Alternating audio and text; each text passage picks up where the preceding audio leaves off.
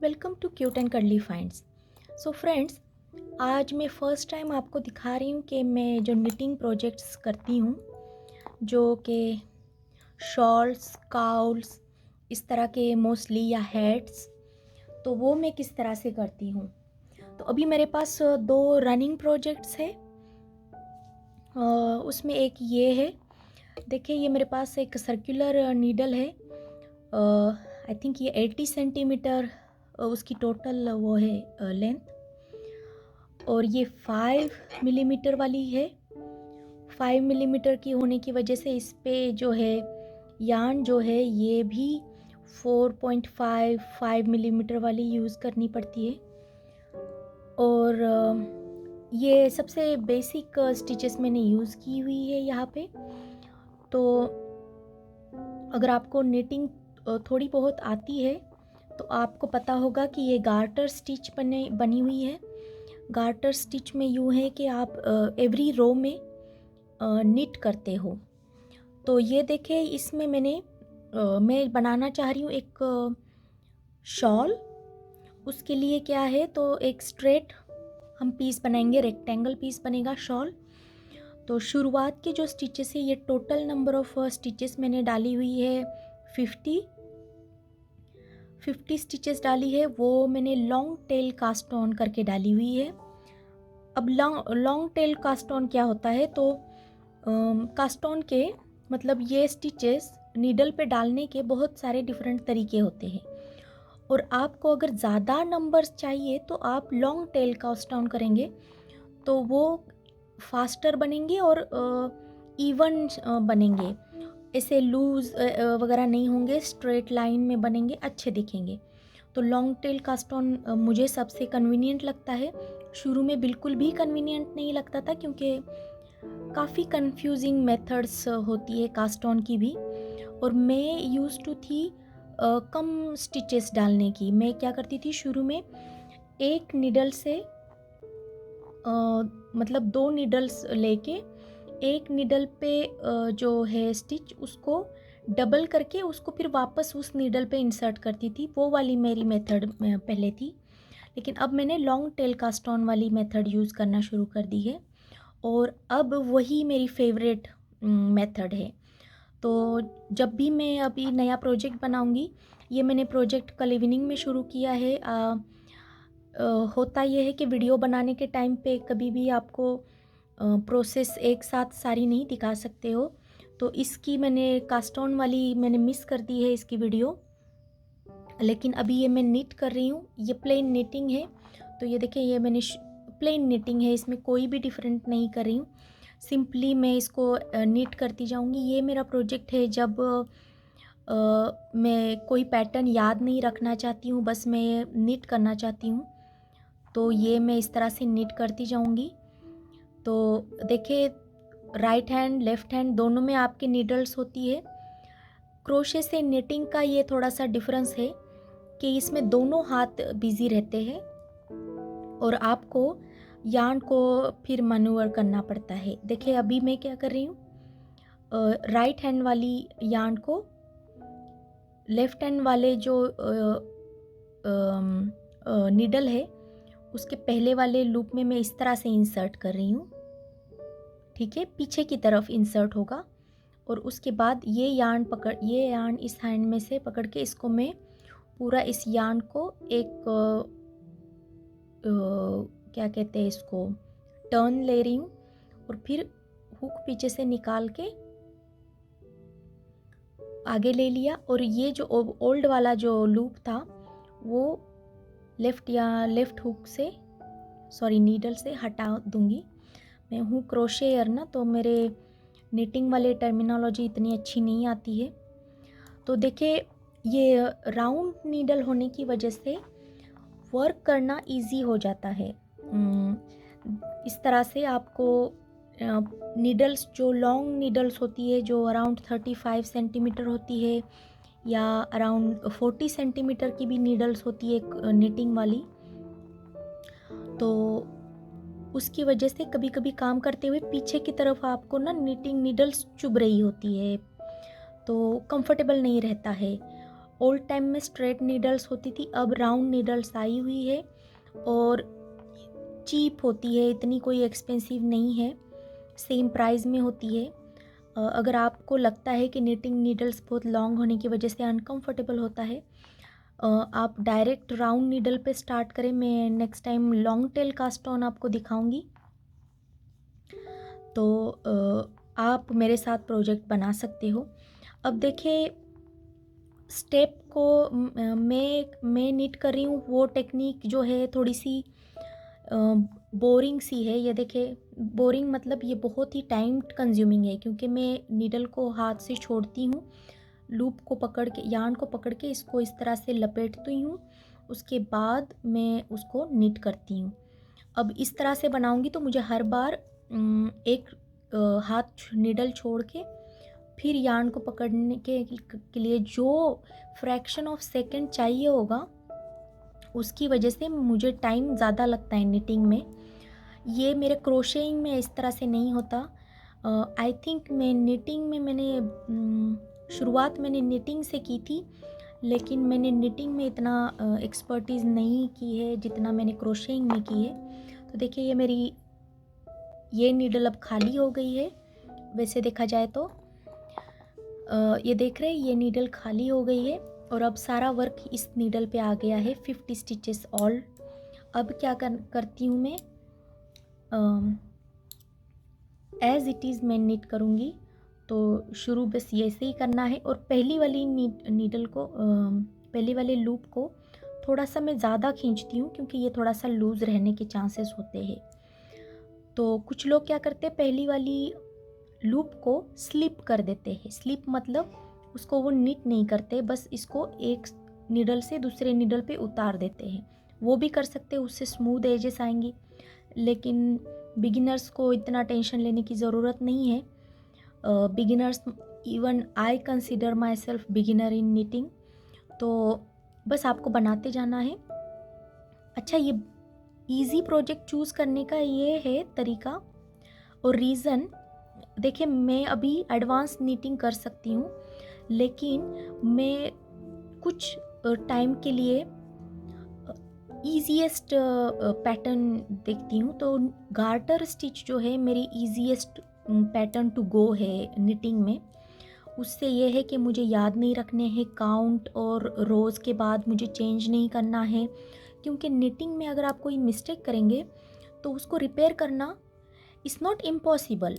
मैंने last year knitting में बहुत सारी मिस्टेक्स रिपेयर भी की हुई है, और बहुत सारा मैंने रीड भी कर लिया है, तो मुझे अब आता है रिपेयर करना। लेकिन इतना फ्रस्ट्रेटिंग हो सकता है कि उससे इजी क्या होता है, रिपेयर करने से पूरा प्रोजेक्ट आप खोल लो और नए से शुरुआत कर लो। तो होता यह है कि निटिंग प्रोजेक्ट्स कभी फिनिश नहीं होते हैं, तो बिगिनर्स कभी कभी गिव अप कर सकते हैं निटिंग के लिए।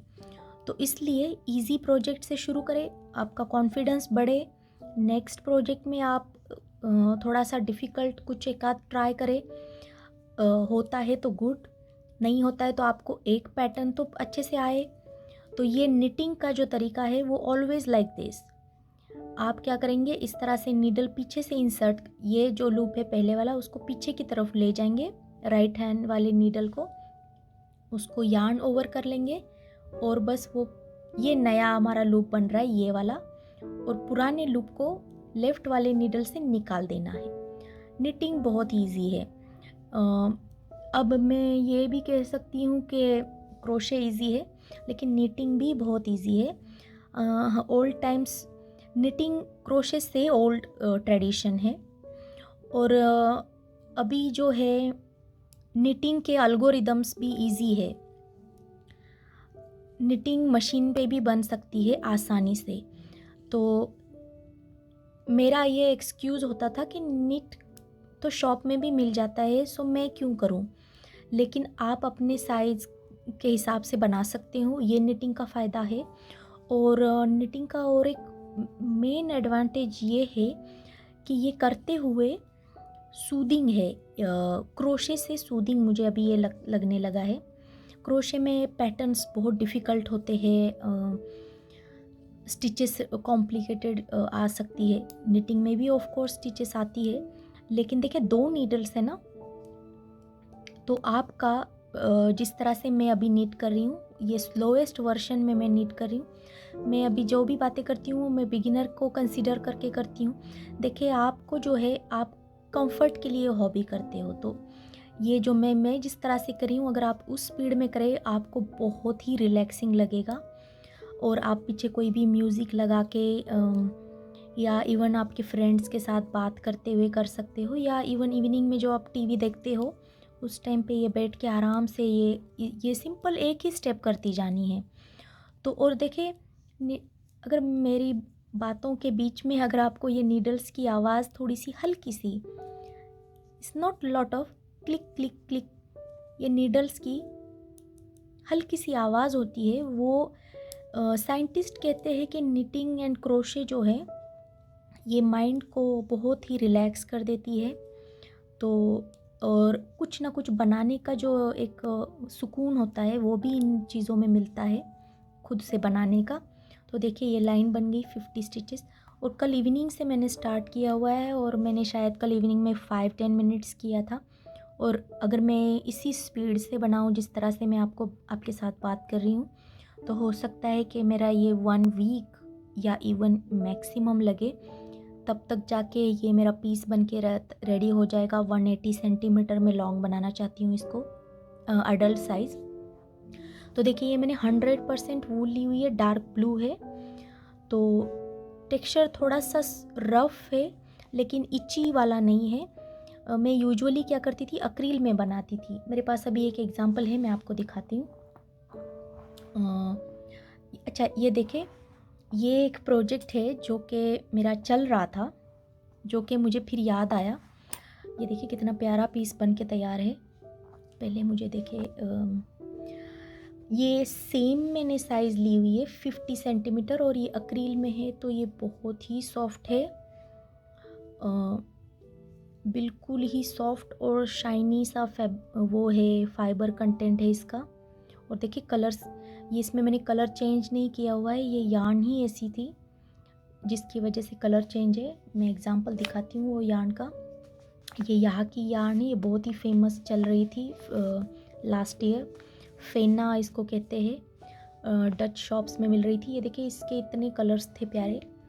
और अगर आपको I don't know camera pick कर रहा है या नहीं, लेकिन ये जो है टच करो तो ऐसे लगता है कि आप सिल्क को टच कर रहे हो, इतना सॉफ्ट है उसका फील। तो इसमें देखिए ब्राउन, उसके बाद थोड़ा सा वाइट, क्रीम, आइवरी कलर, और उसके बाद ये लाइट पिंक और डार्क तक चला जाता है ये पिंक, और बहुत ही प्यारा सा इफ़ेक्ट बन रहा है।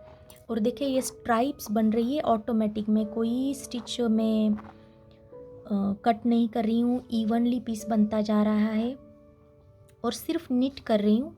और देखिए अपने आप कलर चेंज होता जा रहा है। और ये मेरा स्ट्रेट नीडल पे मैंने ये प्रोजेक्ट लिया हुआ है। तो अभी ये हाफ वे भी अभी कंप्लीट नहीं है, मुझे लगता है ये अभी अराउंड 60-70 सेंटीमीटर बन के तैयार है। तो अभी हाफ वे और एक यार्न इसको चाहिए होगी 100 ग्राम्स। ये आई थिंक 50 ग्राम्स अराउंड ये यूज़ हुई है। तो एक स्कार्फ के लिए आप मैक्सिमम 200 तक आप इस ऐसे लॉन्ग प्रोजेक्ट्स के लिए यूज़ कर सकते हो। तो अगर ये काउल बनाना होता तो 100 ग्राम इनफ होता है। काउल जो मतलब आजकल ये फैशन में है, काउल के स्कार्फ होता है, वो एक पूरा एक लॉन्ग पीस होता है। और काउल जो है वो पीस बनता है अराउंड नेक के सरकमफरेंस का, और उसके बाद आप उसके दो जो एंड्स है उनको जोड़ देते हो, तो इस तरह से ये बनता है। तो अगर मैं थोड़ा सा और बनाऊँ, मतलब लेट्स से अगर ये 50 ग्राम है तो मैं 60 या 70 ग्राम्स तक बनाऊँ तो ये काउल बन के तैयार हो जाएगा। और काउल आजकल यूरोप में बहुत ही फैशन में है, बच्चों के लिए इजी रहता है। नेक में डाल दो और उसके एंड्स ऐसे सामने जो लटकते हैं वैसे लटकते नहीं हैं। और बच्चों ने थिक जैकेट पहनी होती है तो काउल्स इजी रहते हैं, उनको बस उनको अपने हेड से पुल करने के लिए इतना जो गैप है उतना आपको देना है। हैट की तरह टाइट नहीं, मतलब बिल्कुल नेक को जैसे टर्टल नेक की तरह होता है उस तरह से नहीं करना है, काउल को थोड़ा सा लूज़ रखना है, जो कि जैकेट में भी आप छुपा सकते हो।